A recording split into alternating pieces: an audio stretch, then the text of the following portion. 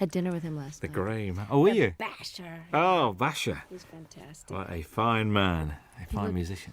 They've got a picture of him on the wall of this VH1 studio in Camden Road where we were, and he looked like a lemur, like, because he's just had really light blue eyes, and just the photograph looked like he was holding a guitar, and he just looked like one of those exotic Madagascar lemurs that only come out at night. It was just great. I used to run a little venue in the north of England, which was an old wooden pavilion that was been knocked down now.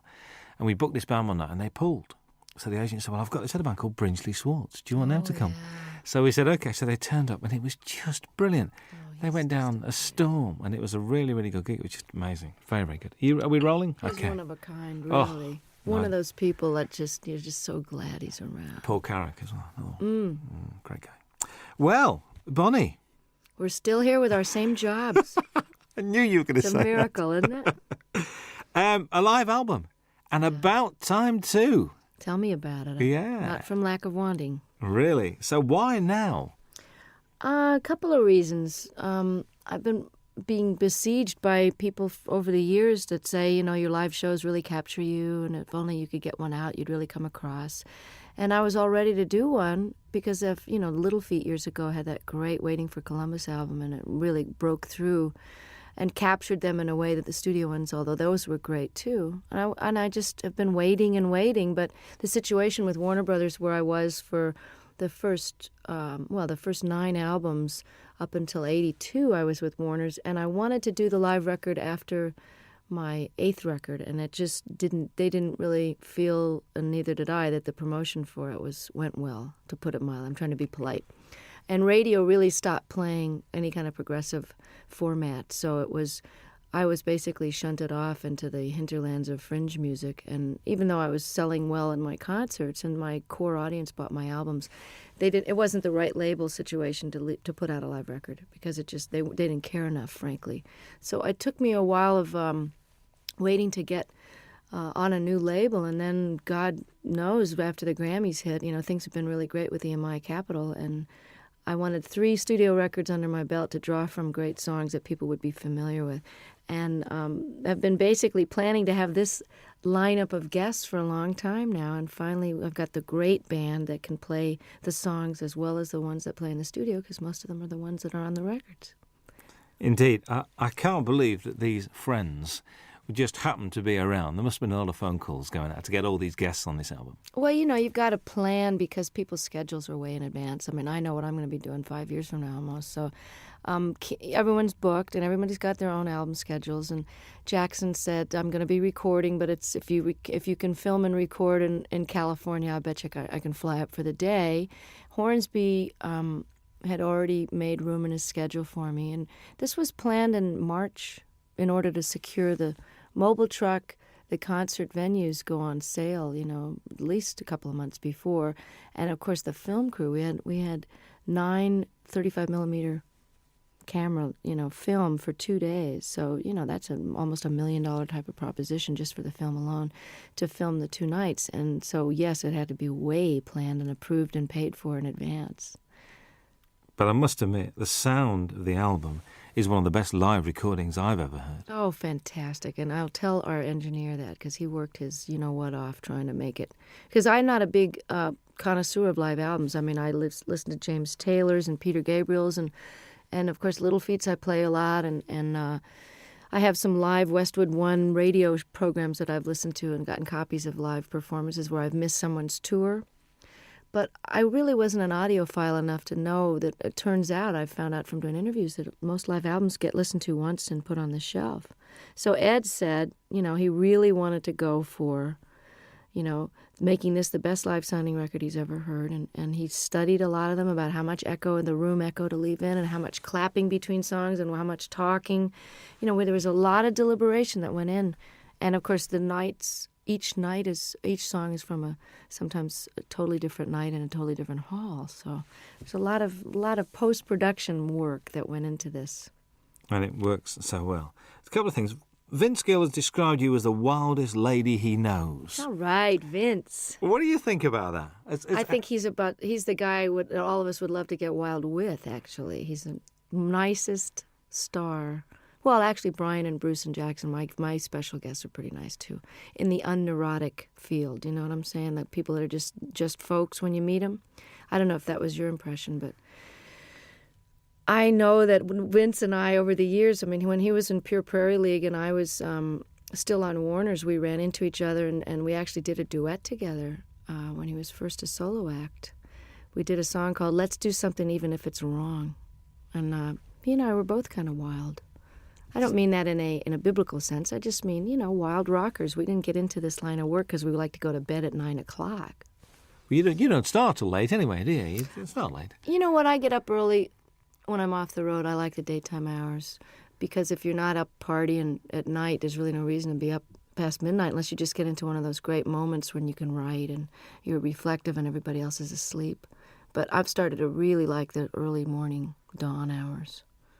In London, when there's nobody else around, it's very good. I was in New York last year, and we drove out of the city we just drove out for about an hour at about 6, 7 o'clock on a Sunday morning. Nothing in New York. Very strange feeling. I very, bet it was very bizarre. strange. I bet. Very, very weird. Do you think your marriage has given you a different outlook on life? Have you calmed down or not? Or do Michael and you have a sort of a thing, I don't think marriage has much to do with the calming down. I think just getting older, from your 20s to your 30s, there's a certain calming down. And I don't know about your life, but most of the rockers I know, and by rockers I mean not such as a musical categorization as in party as much as you want and can get away with kind of a thing. Like I would never jeopardize my job or walk around stumbling. And, I never was one of those kind of visibly out of it kind of a person where people would comment on it. It was more like a private thing after the show. But lifestyle changes in your 30s are necessary if you want to keep your wits, your memory, your looks, and your health, not to mention the most important, which is your music. So even though I never jeopardized my job, I think my effectiveness, how many hours of the day I was able to be productive, was starting to get affected by my extracurricular activities. So my calming down that way happened in my mid-30s when I kind of quit drinking and took up yoga and bike riding and doing all those things with the ravages of time so that you end up feeling more energetic and more able to do your gig and have more fun because it just isn't fun to feel bad, I mean, I know some people make a career out of it, but the feeling bad is for the young. And marriage has just been, it's a challenge and it's very adventurous and it's exciting to know that somebody's not going anywhere when you have a big row. But it's also comforting to know that there's a level of commitment that makes the rough times more doable and that makes the sweet times very, very deep. And, the learning about each other and learning about yourself. Stuff comes up in marriage that didn't come up when you're living together with other, I didn't live with Michael until we got married. And you repeat patterns in your parents' marriage, whether you wanted to or not. And I found that to be a very big surprise because it didn't happen before until you get married. I think you hear those words coming out of your mouth and you go, there she is. There's that mom thing again. Bruce Hornsby appears on 2 very different songs on this album. Very much Think Called Love and I Can't Make You Love Me. He's not only a great musician, but a really nice guy. And these 2 songs not only show the diversity of your talents, but also his as well. Was that why you asked him to play on those 2 songs? It was one of those things where on the tour we did together last year, we did a 4-month double bill of the Outdoor Sheds when my new album was out. And it's quite obvious that I just think the world of him. And he made such a difference on I Can't Make You Love Me. And then he invited me to play on and sing on his last record before this current one.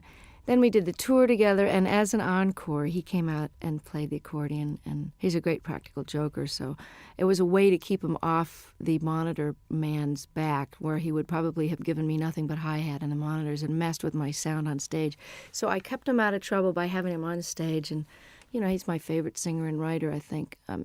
It's just, Prine and Jackson Browne and him, that's it, and Paul Brady. I Can't Make You Love Me, I can't even imagine recording live without him on it. So he was very gracious, and I just got to participate in his PBS special and got to play with Pat Metheny, the 3 of us on stage alone, singing The Tide Will Rise. And it was just absolutely a highlight of, my respect for those men is just unbounded. And his musicianship is far surpassing anybody in the pop world that I know. He's really as nice a person as he is a genius, too. Whenever I bump into him, it's like, and it's like he sits down and he talks to you and he takes time. Mm-hmm. It's never, so I've got to rush now. He's just one of those guys. And I thought his current album was very, very good. I do too. And, he's really a jewel, and such a normal guy, just like Don was. And it's interesting because I've gotten to know Brian the last few days more because we've been hanging out at the Top of the Pops. And he also is totally without any kind of ego attitude. And, he's not neurotic and paranoid or any of those stuck-up things that people get when they get to be a big shot. And I'm so lucky to have these guys as models because they've been famous longer than me. Hornsby came out of the box with big hits, and he's just nonplussed, totally regular guy. That's why you get on so well, because you're the same. You've got the same attitude, and that's why, and it shows. I reckon this record's great to listen to when driving. I mean, I've been driving around listening to this. I think it's brilliant. God, I'm so glad. It's so new that I haven't had reviews yet. So this is it. Give it to a friend. Go and drive around, listen to it, and it's great. A song on it, Shake a Little. New song to you. New song by the guy Michael Ruff, who wrote "Cry on My Shoulder" on Nick of Time, and. I listen to so many tapes of things where people have a cover letter that says, "This is so perfect for you. We've had you in mind," and then it's just dreck. So I appreciate the thought, but, I don't know whether to throw a bucket of water on them the next time I see them or just never answer their phone call. And then there's these jewels like Michael Ruff, who's a brilliant artist on his own and has never gotten the attention he deserves. And I think he's actually got quite a good career in Sweden going on for some reason. But he had 2 great records on Warner Brothers years ago, and the women are all mad for him because he's absolutely gorgeous. But what an unbelievable tune. I'm glad you mentioned it because I love it. I think it made a good single, actually. I was listening to it. I think so, make too. A good single. Matters of the Heart is haunting. I mean, that's one where I think you mentioned this capturing the audience. You could hear a pin drop in that auditorium. They're all there as one, I think. I mean, and hadn't heard the song before, too. So that was really which is great. like, oh. Yeah. And, did you feel that was a special performance that night with them? Exactly. That was why we picked that night's performance. I mean, all the great part about recording 6 nights is that we really got the best performance of each one. It was hard to choose sometimes, but there was always one that had that pathos and a unity of, whether it was a spontaneity or just not thinking about it. Everybody forgot about the tape, and the audience, for whatever, it's almost like a great meal or making love. There's just that one evening where it's that you're doing the same thing with your lover that you've always done, but it's just fitting and feeling perfect. And that this track has got a soulfulness to it, a kind of a Ray Charles thing that, Michael McDonald is an incredible writer and singer. So the fact that to wrap myself around one of his songs like this is, you're as good as your material. And like I Can't Make You Love Me, this is one of those classic songs. I think what's nice about this record as well is it's not Bonnie Raitt's greatest hits live, which I'm so pleased about. It's a real, it's almost it's a comment and it's a reflection. Was that purposeful, the way you selected the songs? Yeah, and I'm glad to hear you say that. This is terrific that it's coming across, even in its shortened 1-disc version of the 2-hour concert. I mean, we were actually surprised, Don and I, when we had to narrow this down, that this played as well, and we almost like this order better than the ones with the extra 4 songs on it. I had no intention of doing a greatest hits because why would somebody want to buy it? Well, I suppose they would want to have all those so-called hits on one record, but why not try letting the songs go out the way they've evolved over the last few years? I mean, Love Me Like a Man, I recorded in 1972, and the guitar solo is never going to be the same twice. And certainly Have a Heart and Love Letter and different songs from Nick of Time, all of these songs have taken on their own character depending on the tour that we play them. Each tour, everything gets a little shifted by the band members, because just to keep it interesting, but also they just grow. Tempos are changed, Have a Heart has a kind of a South African guitar part on it, and that's partly because I've got one of the greatest guitarists as a foil now, George Marinelli, who used to play with Bruce Hornsby. So I wanted to add something different to the older songs and give people, we got 6 new songs, so it's a little bit of everything. I think so. Charles and Ruth, I'm pleased they're on there. I get the impression the way you were together, there's a real mutual respect amongst the three of you guys. Oh, total. And I mean, of all the people that are on a stage at once, everybody has admiration so deep that, I hope it comes through, and I'm glad to hear you say that it can be felt, because Ruth Brown single-handedly was such an influence on Etta James and Aretha Franklin and all the people that I grew up listening to when I was old enough to read about their influences. They were the ones that mentioned Ruth, because I, of course, was only 1 year old when her first record came out. But she's built Atlantic Records with her singles in the late 40s and 50s, as did Charles Brown, who's no relation, by the way. He's from a totally different part of the country. But he also was seminal in starting the whole West Coast blues sound, the transition between the post-war jazz era, and he took his Texas very funky roots. He also was classically trained, and he melded them into the style of jazz with the Art Tatum flavor and the beautiful classical music, to where Nat King Cole became famous based on the music that Charles Brown was doing. And, of course, Ray Charles is a direct descendant, although he doesn't credit Charles, and has never turned around and really helped him, nor have Chuck Berry and some of the other people that really grew up idolizing him. And I always felt it was strange that the great rhythm and blues artists and the white artists of today, who owe such an incredible debt to these pioneers, would not only not put them on the show, or at least throw some money towards the organization out of which they can get some health insurance, since they didn't get any royalties. Because this is the biggest criminal revelation I found out in the last 6 years, is that nobody before 1970 did get royalty participation.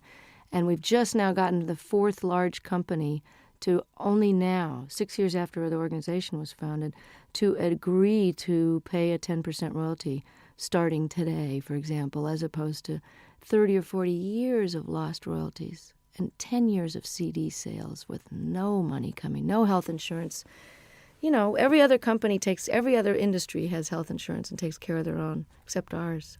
So this is a call out to the other artists that are listening and fans to make sure you support the reissues that are paying royalties, and don't buy the bootlegs, and don't sell the records direct. Send the money directly to the artist, believe me, before you rip them off for the third time. Absolutely. That's the Rhythm and Blues Foundation as well we're talking about. Yeah. Good to see blues on this. A fine tribute to Mississippi Fragment Down. And I remember one night in the middle of winter going to Lancaster University, which is like in the middle of nowhere, because a friend of mine rang me up and said, "We've got to go and see this guy playing." I said, "What's it?" He said, "Mississippi Fragment Down." I said, "Okay, we'll go." Went along, there was 8 people there. But the guy putting it on loved him, and it was obvious. The guy running the gig said, "Look, I spent my money on this, and just come and enjoy yourself." Isn't that the greatest? Because Fred, I'm telling you, was the most exuberant blues man. They always say, oh, they're so full of pain and grief. I mean, Fred loved to play more than anybody I ever saw, and they're just re-releasing I Do Not Play No Rock and Roll, one of the greatest double albums, and I think it was recorded here in London. I'm not sure if that was the one, or maybe there was just that in concert where he's wearing this Mexican poncho over a bright yellow sharkskin suit with a bolo, string tie, just unbelievable getup, and loved the girls used to just flock around him, these little white American and English girls just bat their eyes at him, and he loved it so much. Just like John Lee Hooker is just rolling around enjoying his success now, Fred was like that, and one of the greatest Delta bluesmen that ever lived. I mean, you say on there, you think these songs get better with age. Do you think your work gets better with age? I sure hope so. I mean, don't you think you're better at your job now? You got more seasoning and humor and perspective and knowledge. I mean, I always think people, as they get older, if they're lucky enough to keep their wits about them and don't get too cranky and discouraged, that people's wisdom and opinion at 70, 80, 90 years old they're like gems, If you're smarter now at 45 than I was at 25, why won't I be even smarter at 65? So I hope that my music is richer and deeper and more accomplished. And I never saw B.B. King or John Reid or Pablo Casals or Segovia get any less with age. They just got more. Absolutely. You're always introduced, which I do like, as Bonnie Raitt and her band, including Hutch and Ricky now. I mean, they're part of the furniture. Hutch, how long's he been around? A long time. He's has the distinction of being one of the only white guys ever play in the Neville Brothers, although they've had a white guitarist for a while. He is so respected by every type of musician. You know, he played in Central America, lived there for a while. The New Orleans cats think he's just it. He lived in San Francisco, was in a band called Copperhead. He knows Celtic music inside and out and can play jazz, Algerian music. I mean, there's nothing the guy can't play. And if you ask him a question, he can give you every detail of every side musician. So he's like a walking encyclopedia. These are sort of nice guys to have around, I think, to contribute to what you're doing. Oh, I'm so lucky to. And this is the best benefit of success, is that while Hutch has been with me for over 10 years, at whatever salary level I was at, he was with me during the rough years in the 80s too, rough meaning couldn't pay very much. Ricky, who has been a successful producer living in Australia, doing film scores and, just co-produced the Boz Scaggs album. And, for those of you, Ricky Fattar from South Africa, he was in a young band called The Flame that was quite famous and was in the Beach Boys for a while. I'm able to afford musicians of the level that I've got now, and that is probably that and raising really great amounts of attention and money for political causes that really need the bucks. Those are the two most incredible aspects of my success that have made the biggest difference, that and good catering, backstage, to actually eat food that hasn't been sitting there for 4 hours. But to be able to play with Ricky and Hutch and have them leave home and come and play with me it's like a dream come true to every night have these guys. And that's why this record was done now. That's why I say in the liner notes, this was the time and you are the reason. Absolutely. Jackson Browne had to be here, really. I mean, there aren't many stages that you and him haven't shared over the years. Mostly benefits as well, actually. But, to do Opening Farewell is just a bit special, I think. And, we didn't know what we were going to do. I was going to cut this wonderful reggae tune that he did on his last record called I Hear Your Heart Beating Everywhere. I love that song. And I thought we could have a duet, kind of a, We Be 40 kind of a thing. I don't know. And we tried it in my key, and it just didn't sound as good as his. So I said, well, maybe we should send the band off to the wings and just sit here and play Opening Farewell. And it was just done. He came and never had a chance to rehearse it. He never had sung it in that key, never sung a harmony part. And all of a sudden we're filming and recording it for the history, and he was really a champ. I can barely look at him because I love him so much, and he's so gorgeous and never changes. But yeah, I said that he had to be on the live record because he knows too much about me, and I'm afraid he's going to talk. He knows where the body's buried. Well, I know where his skeletons are buried too. There's an argument that drink and drugs have added to some of the finest music and literature, and also that all the great artists have got to be a shade crazy. I mean, eccentric, crazy, call it what you will. What do you think about that? Totally agree. It's true that some of the greatest works of literature that are currently recognized and studied by even the religious right as great works of art, Hemingway, all the great works of the 20th century, certainly that whole revolution in the 20s, people were faced.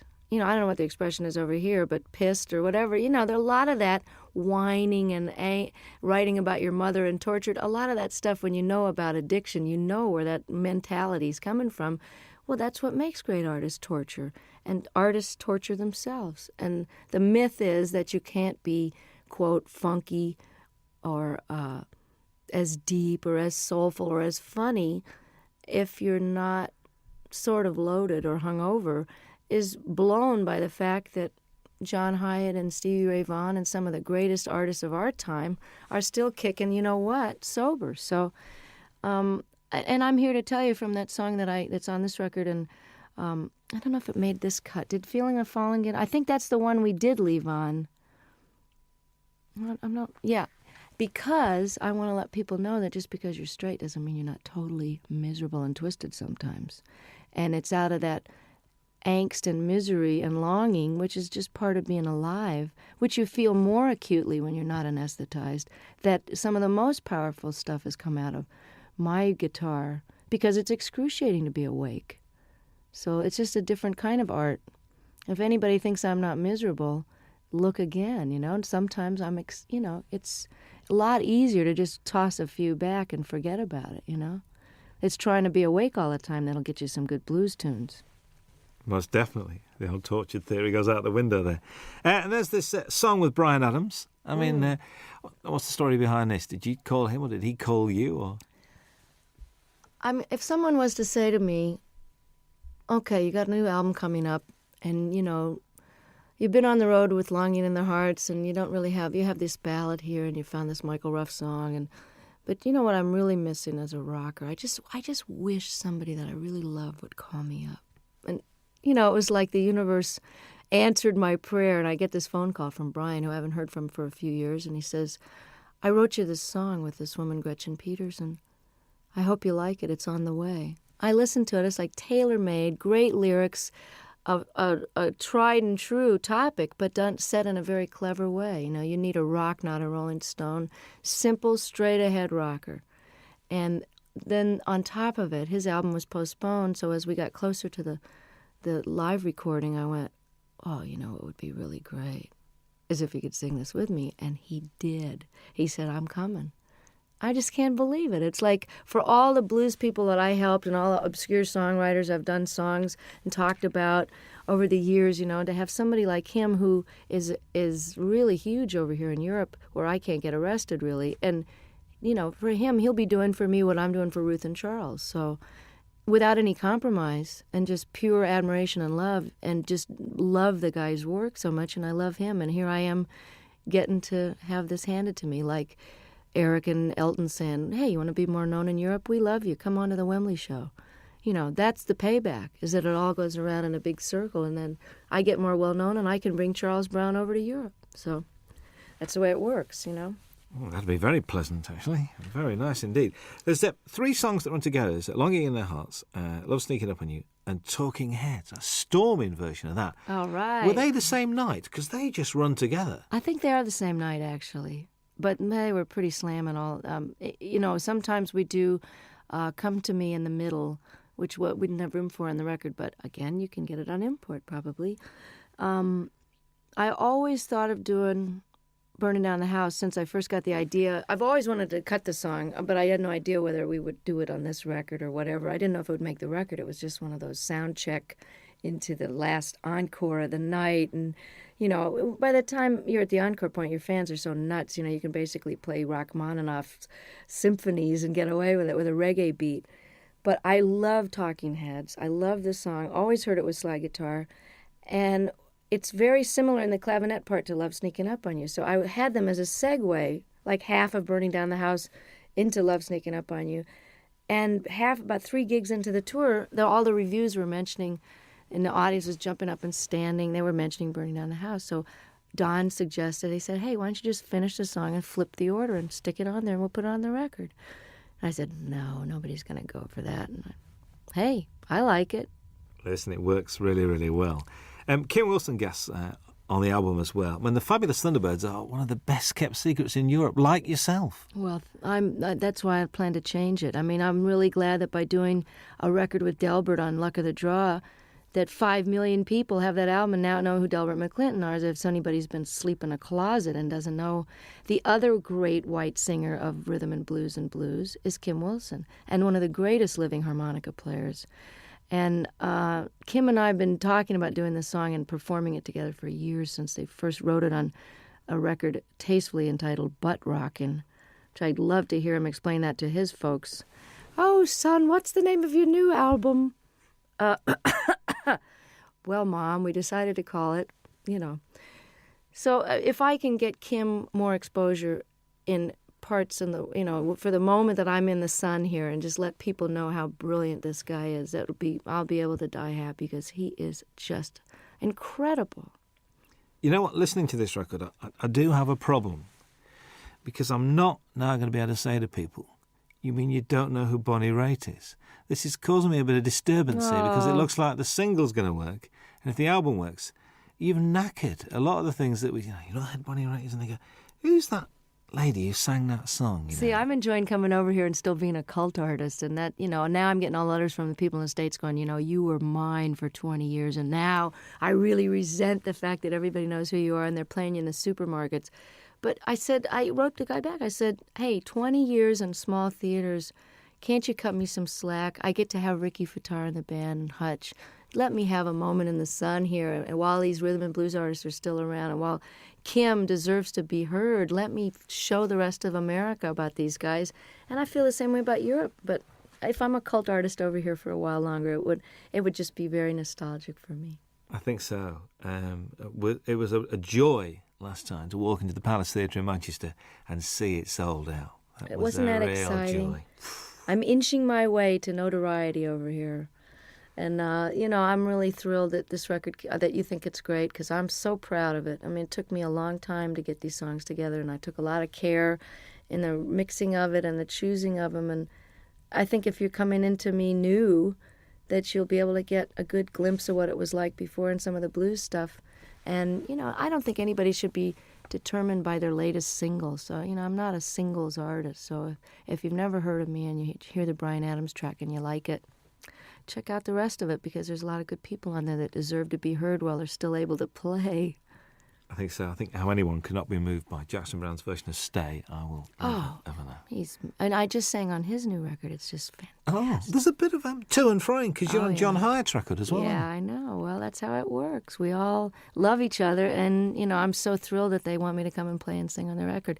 There's a great band out of New Orleans called the Subdudes, and I'm on their new record, and that's a fantastic record. Support act on the tour, actually. Oh, that's right. If you got there early, That's right. They were over here in England. It's true. That's right with you.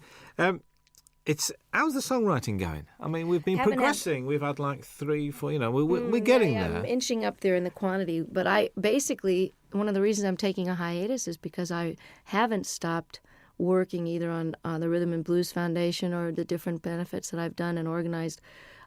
My own touring schedule, making up for all these years I didn't tour outside the United States.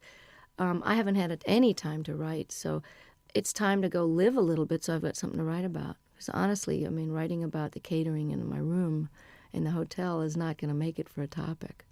And getting any more personal than I did on the last record would be a challenge, because I'm just going to have to figure out and take a break so that it's done from inspiration and not out of obligation.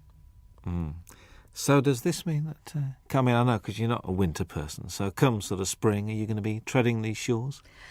I'm hoping to have the first break from touring in 25 years after this live record. I was doing this now, and I did a record with my dad, and it's out on Angel Records with a 42-piece orchestra. We did 3 songs together. It was just great fun.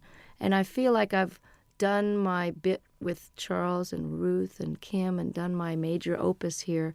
And it's time to take some time for me, because if you don't fill up and take some time off, there really isn't anything else to say. And I honestly don't think I'm going to be touring this next year unless for some ungodly reason, or perhaps truly godly reason, this record with Bryan and this record takes off in Europe. And then I'll be a brand new artist and come over and show people where it's really at.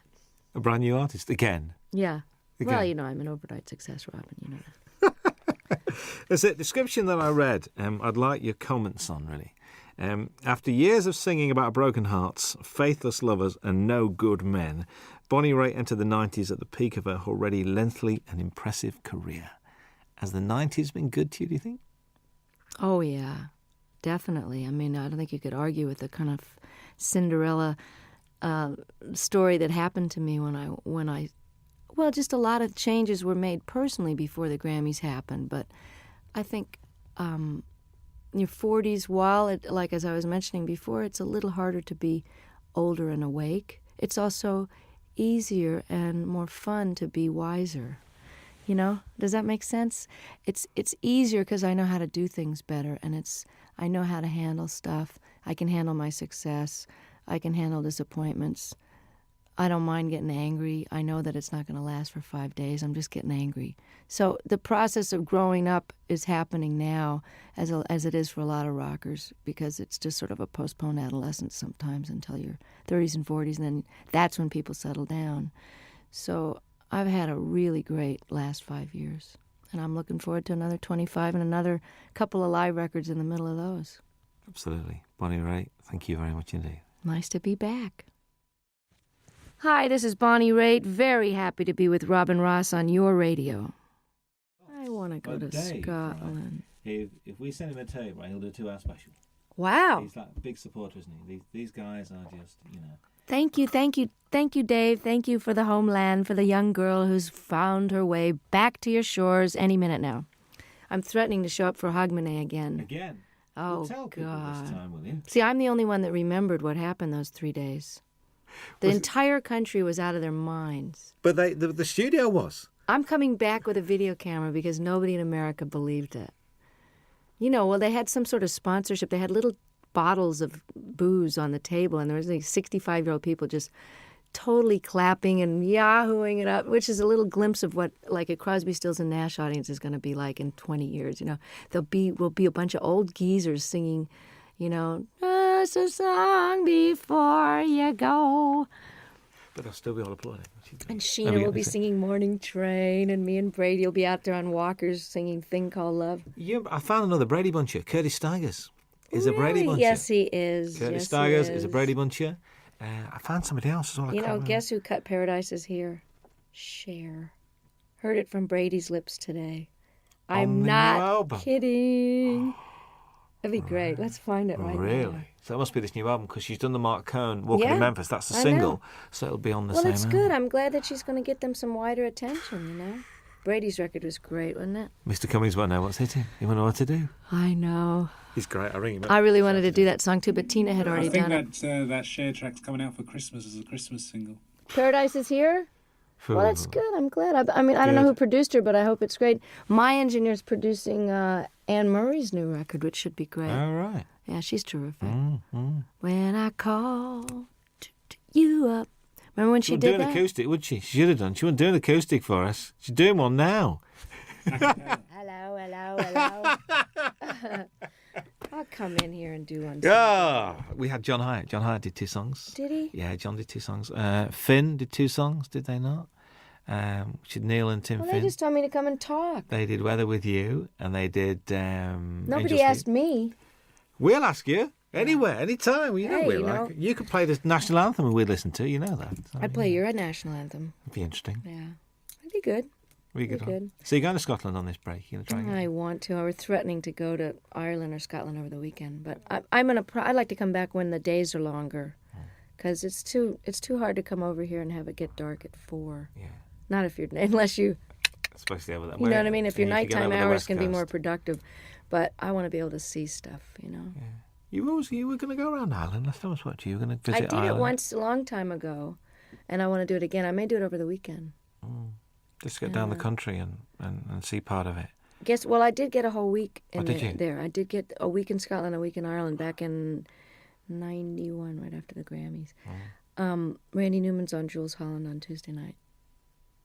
You should get him in here. I'd love to. With Warner's, you see, Warner's a bit strange. So my best man when I got married is head of promotion at Warner's, and he won't let me do any interviews. He said, I leave it to the regional people. I said, but we're getting like 50 stations. Great. I know. Faust is a great record. Lovely man. When's Bonnie Raitt Call on Peter later? Asher and tell him I told him that he should do it. Tell me. him who you talked to. Tell him all the people you talked to and how many stations we're going to start. Just call him we directly. got you on. Did we get 50 last time? Peter and Gordon. Tell him you're a Peter Gordon fan and call Peter Asher. Remember Peter and Gordon? I actually That's went Peter to see Asher. Peter. He's He Randy's used to manager. manage 10,000 Maniacs as well, didn't he? Yeah. He manages Little Feat. And now he's head of Sony, I think. That's right, I forgot. He got a new job. My former manager is was head of Atlantic, then head of Warner's, now he's head of Mercury. Moving around. We're gonna fire you. Here's $30 million. Get out of here. Oh God. Now you can pay the musicians. Here's another label. Could you sign that for me, please? Are you kidding? Thank you. I've got a shiny one because you haven't got shiny pens, have you? Can I have that on tape, please? And you haven't got Robin Ross has a shiny one. Thank you. Could you sign it for me?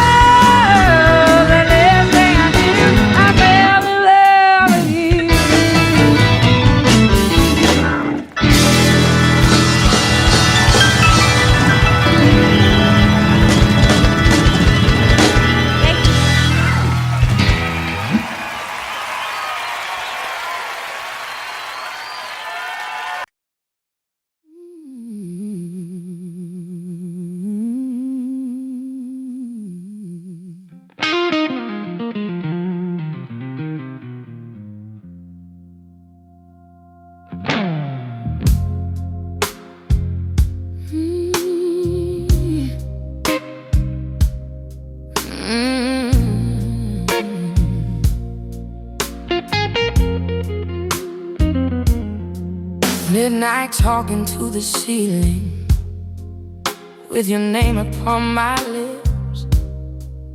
Every promise that you gave me still tastes bitter, still hits.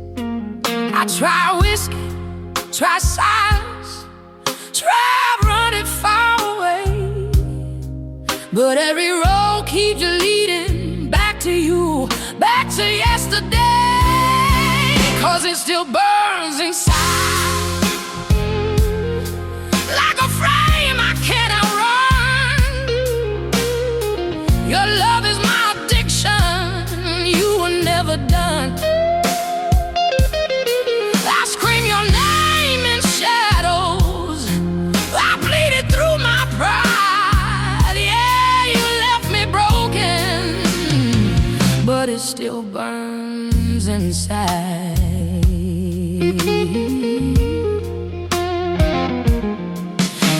Your jacket smells like trouble, your ghost sleeps in my bed. Every song on this old radio brings back the things you said. They say time heals a heartache, but time just tells the truth, that some love's out forever, even when you lose. 'Cause it still burns inside, like a fire in my veins. I've tried loving someone else, but it all feels the same. I curse your name at sunrise, I miss you every night. Yeah, you left me lonely, but it still burns inside.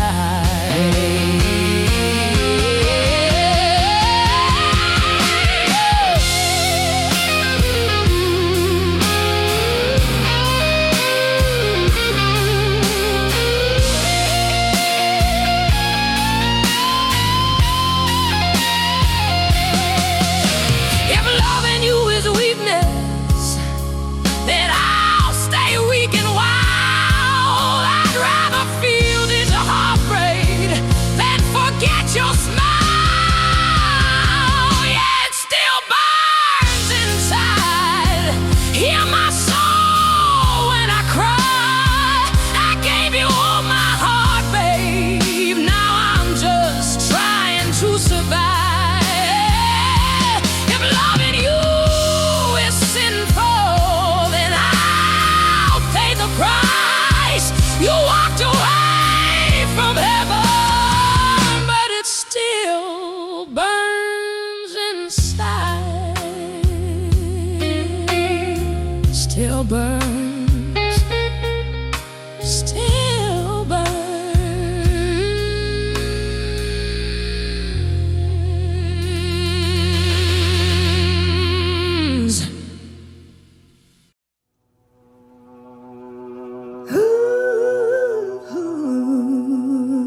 Yeah.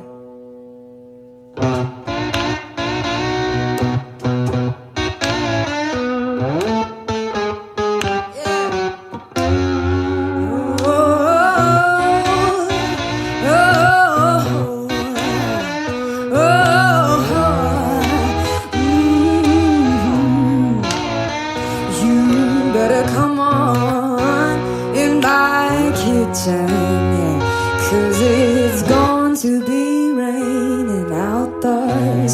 Ooh, the woman I love, yeah, I stole her from my best friend. Some joker got lucky, yeah, stole her back again. Yeah. You better come on in my kitchen, hey, 'cause it's going to be raining outdoors. Ooh, the woman I love, yeah, I stole her from my best friend. That joker got lucky, yeah, and stole her back again. Hey, you better come on in my kitchen, 'cause it's going to be raining outdoors. Ooh,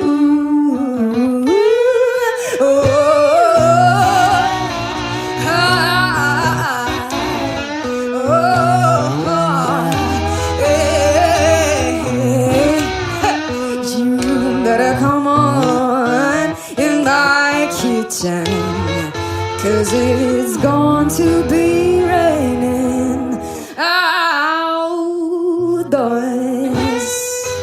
Ooh.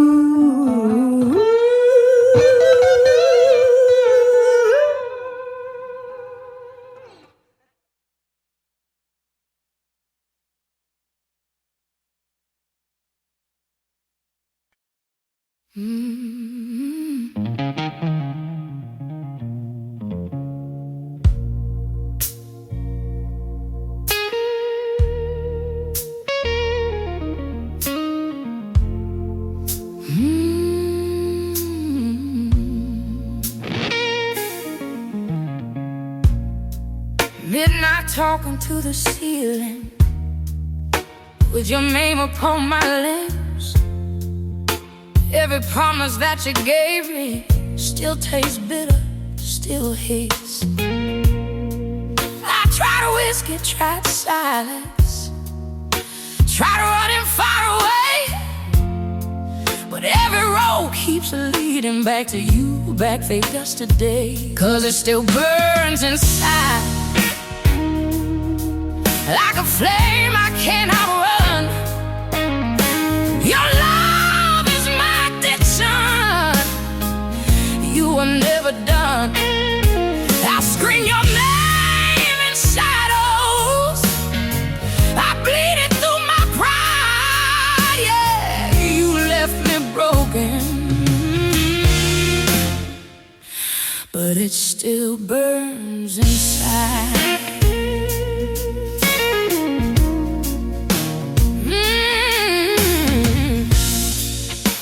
Your jacket smells like trouble. Your ghost sleeps in my bed. Every song on this old radio brings back the things you said. They say time heals the heartache, but time just tells the truth that some loves are forever, even when you lose, 'cause it still burns inside like a fire in my veins. I've tried loving someone else, but it all feels the same. I curse your name at sunrise. I miss you every night. Yeah, you left me lonely, but it still burns inside.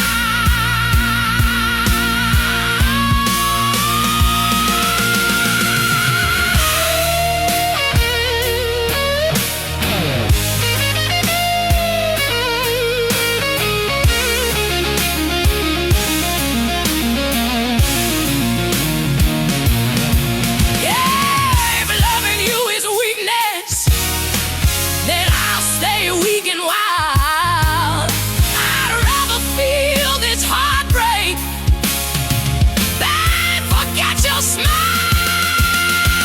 Yeah, it still burns inside. Hear my soul when I cry. I gave you all my heart, babe. Now I'm just trying to survive. If loving you is sinful, then I'll pay the price. You walked away from heaven, but it still burns inside. Still burns. Still burns.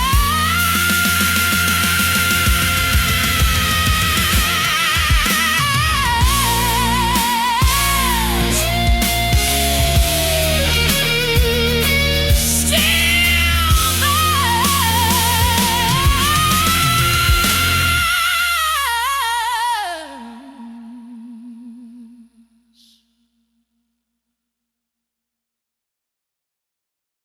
There ain't no use to sit and wonder why, babe, if you don't know by now. Ain't no use to sit and wonder why, it'll never do somehow. Oh, when your rooster crows at the break of dawn, look out your window and oh, I'll be gone.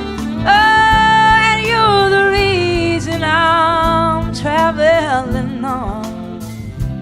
Don't think twice, it's alright. Ain't no use in turning on your light, babe.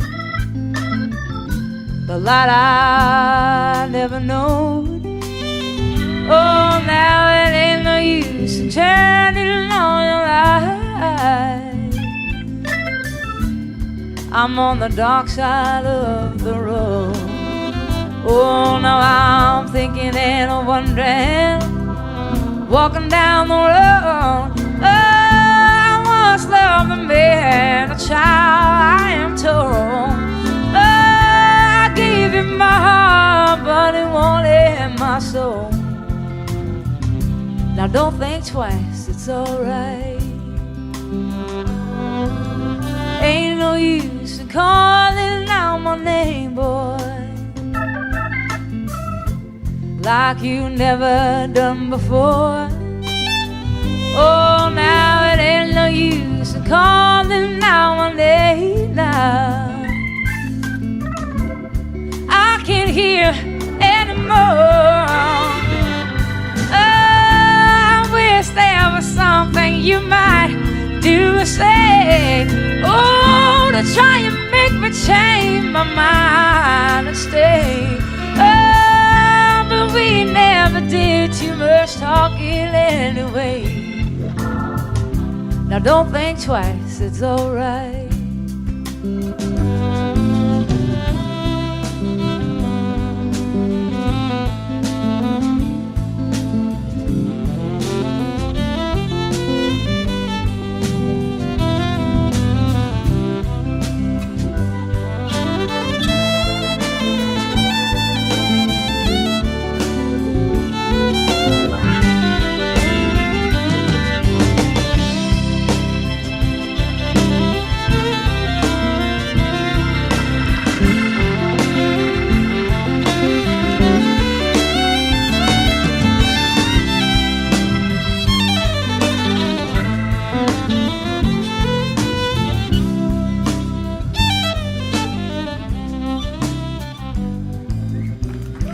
So long, honey, baby. Where I'm bound, I can't tell. Oh, my goodbye's too good a word now. So I'll just say farewell. And I ain't saying that you treated me unkind. Oh, you could have done better for Lord, I should have done mine. Oh, you just kind of wasted all my precious time. Now don't think twice, it's alright. Oh, you just kind of wasted all my precious time. Don't think twice, it's alright.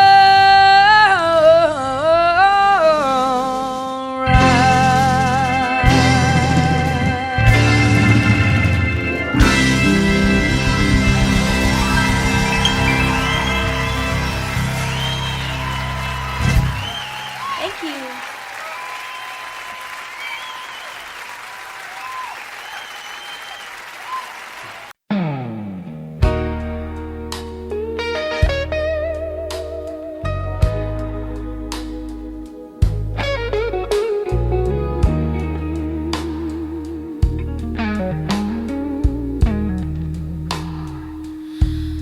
I hear you in the silence, like a whisper through the rain. Every shadow pulls you closer, but I'm broken by the pain. And I try to forget you, but it ain't no use tonight. Your memory burns the fading morning light. So let the ashes fall and let the echoes cry. I'll sing for you, baby, till the stars refuse the sky. Your name lives in every heartbeat. Your voice lives in every song. I'm holding on to your shadow, though I know it's been too long. Your silhouette and candle glow brings fire to aching bones. I trace your name in empty rooms, but find I'm still alone. Maybe time will heal these wounds. Maybe hearts can learn to fly. But right now, all I feel is love that never dies.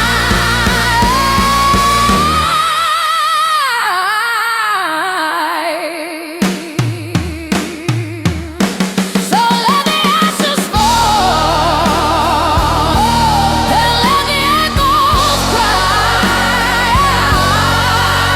I'll sing for you, baby, till the stars refuse the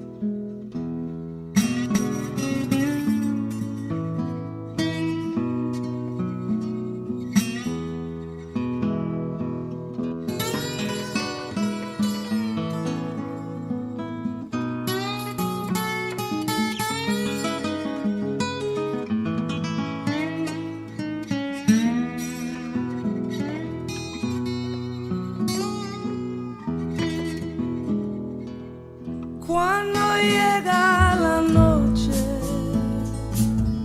yo recuerdo tu cara y en las olas del mar siento tu voz y en la luz de esta luna es tu piel que me roza. Y esta brisa azul trae tu corazón más cerca de mí.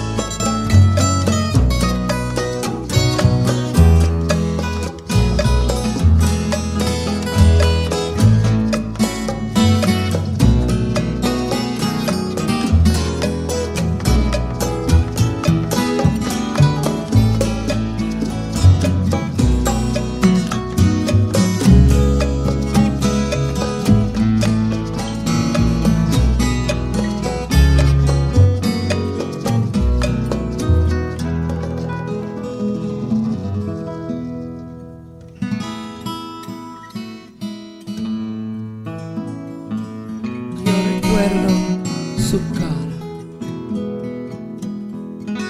y en las olas del mar yo siento tu voz. Y la luz de esta luna es tu piel que me rosa y este brisa azul trae tu corazón más cerca de mí. Esta brisa azul trae tu corazón más cerca de mí.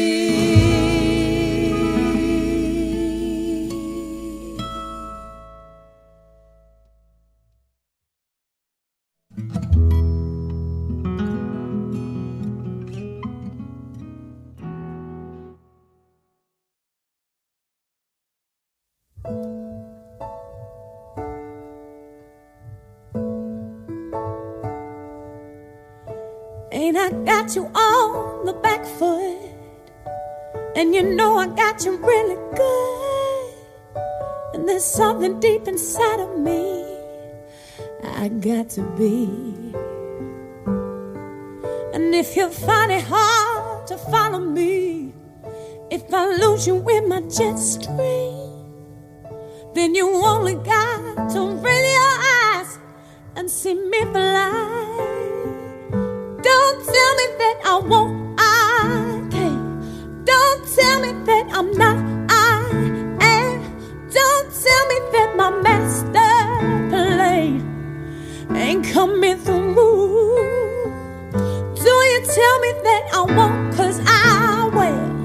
Don't tell me how to feel, 'cause I feel.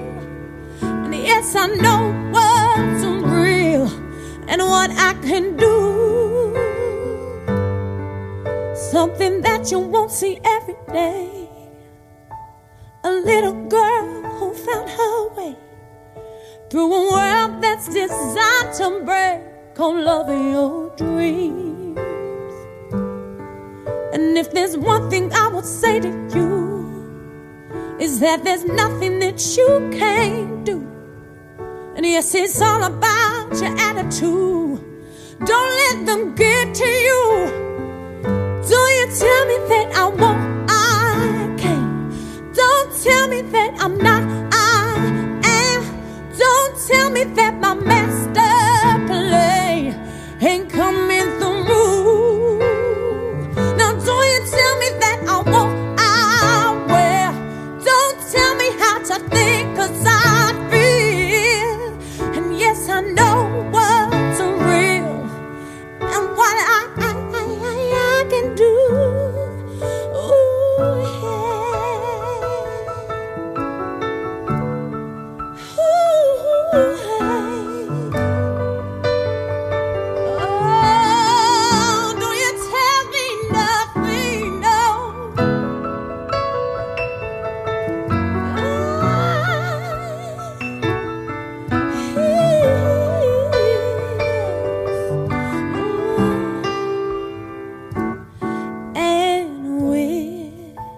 Singing in our own voice, we can make that choice to be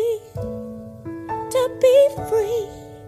Yes, we're singing in our own voice. We can make that choice and be free now, to be free now. Don't tell me that I won't, 'cause I can't. That I'm not, 'cause I am. That my master plan ain't coming on through. It's coming on through. Do you tell me that I won't, 'cause I will. Do you tell me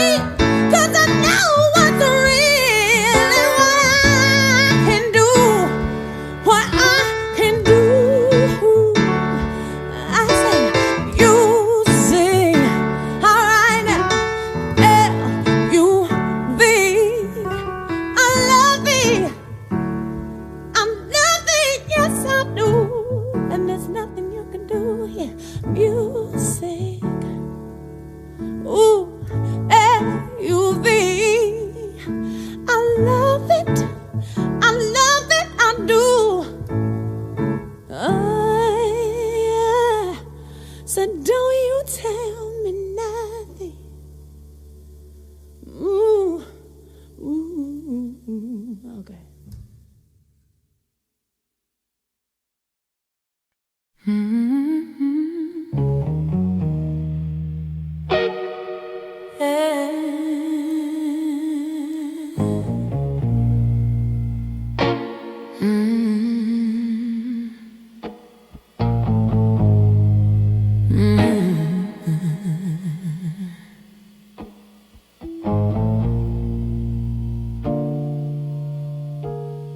Your shadow lingers on the wall, like you never really went. I still hear your footsteps in every word you never meant.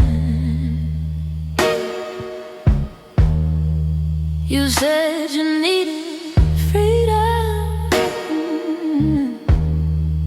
said love was hard to keep, but you left your heart beside me. Now it won't let me sleep. After you leave, the night feels colder. Every song breaks me down.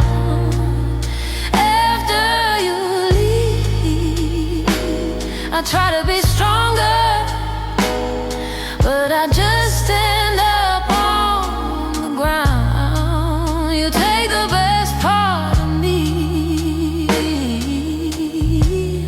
Every time you say goodbye, your loving you is easy. It's living after you that's hard. Your name is in my whiskey, your smile in my pain. I keep dancing with your memory, like it's calling me again.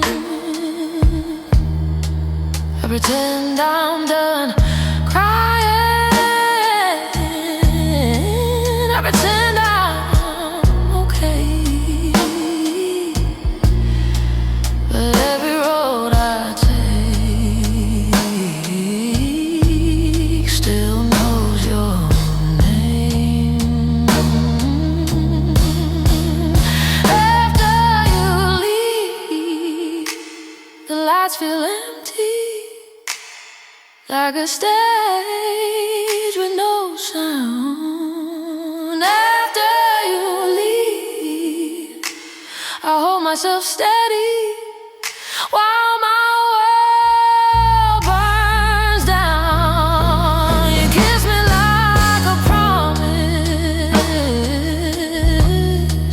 then vanish in the dark. Your loving you is easy. It's living after you that's hard.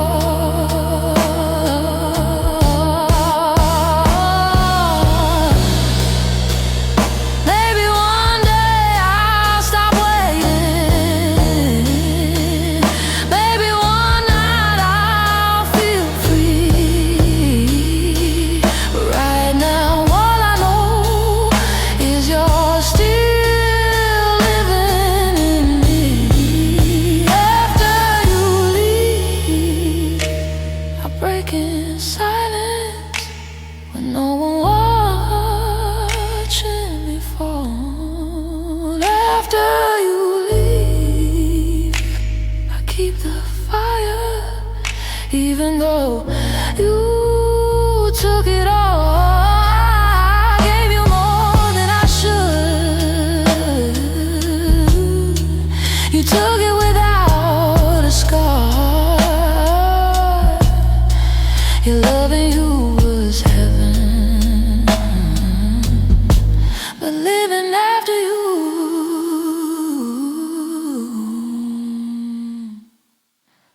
is hard.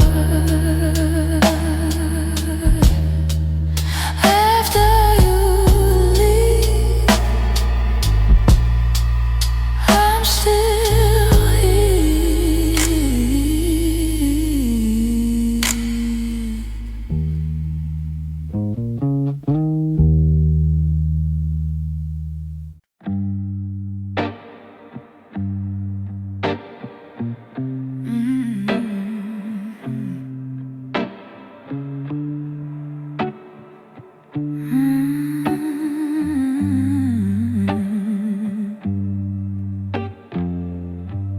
Your shadow lingers on the wall,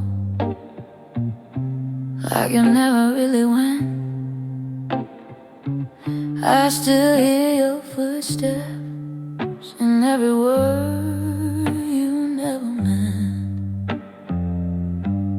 You said you needed freedom, said love was hard to keep, but you left your heart beside me. Now it won't let me sleep. After you leave, the night feels colder. Every song breaks me down. After you leave, I try to be stronger, but I just end up on the ground. You take the best part of me. Every time you say goodbye, yeah, loving you is easy. It's living after you that's hard.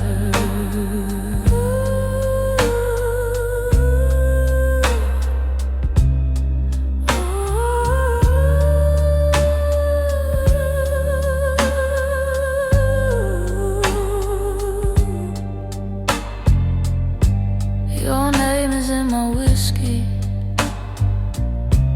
your smile in my pain. I keep dancing with your memory, like it's calling me again.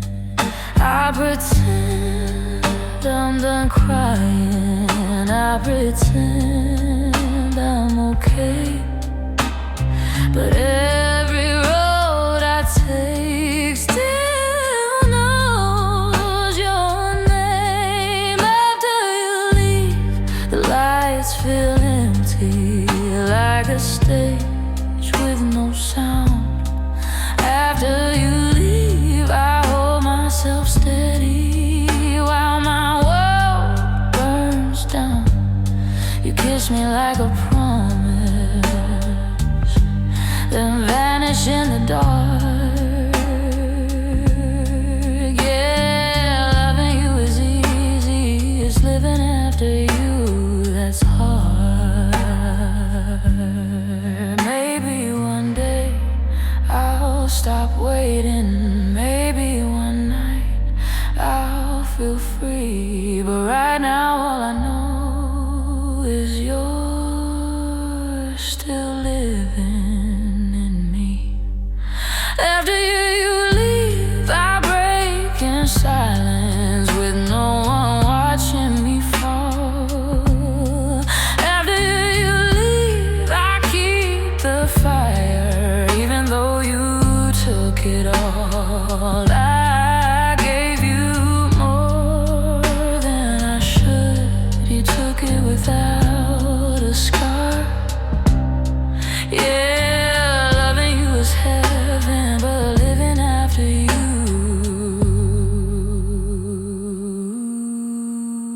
is hard.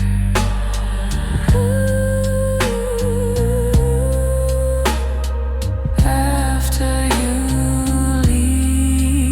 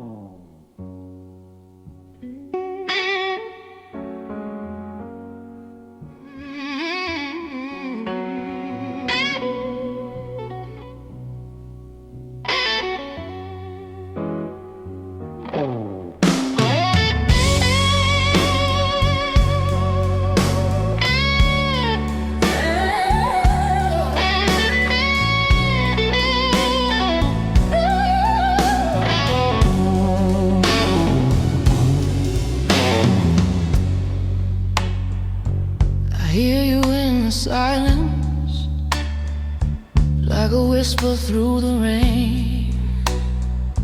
Every shadow pulls you closer, but I'm broken by the pain. And I try to forget you, but it ain't no use tonight. Your memory burns like fire in the fading morning light.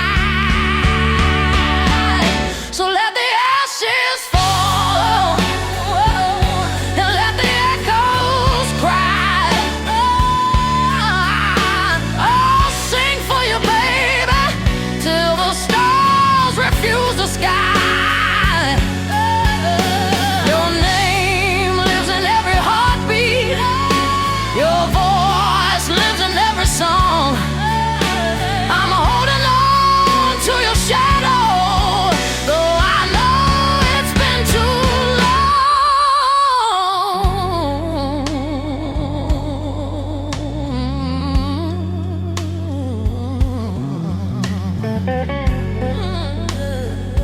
Your silhouette and candle glow brings fire to aching bones.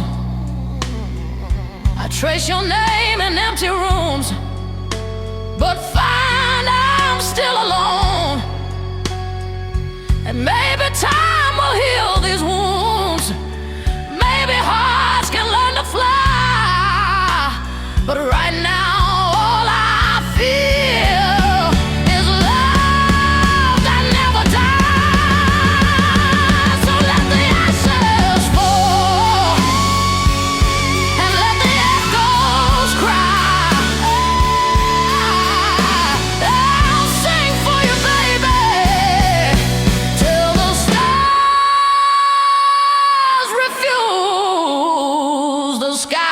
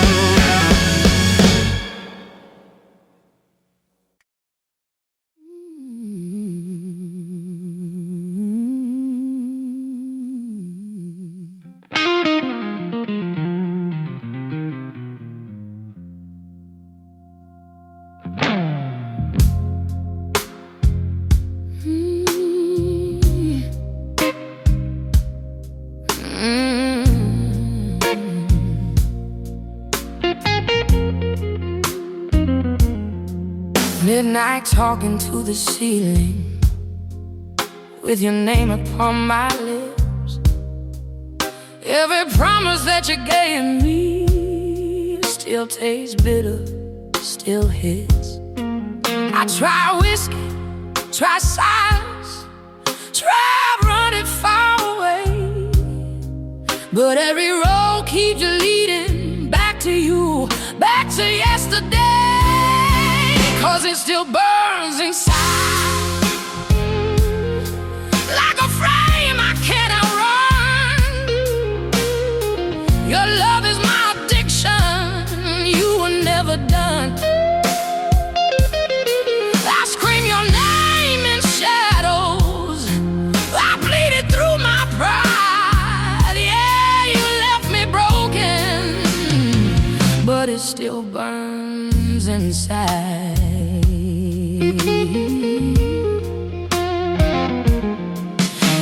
Your jacket smells like trouble, Your ghost sleeps in my bed. Every song on this old radio brings back the things you said. They say time heals a heartache, but time just tells the truth that some love's out forever, even when you lose. 'Cause it still burns inside like a fire in my veins. I've tried loving someone else, but it all feels the same. I curse your name at sunrise. I miss you every night. Yeah, you left me lonely, but it still burns inside.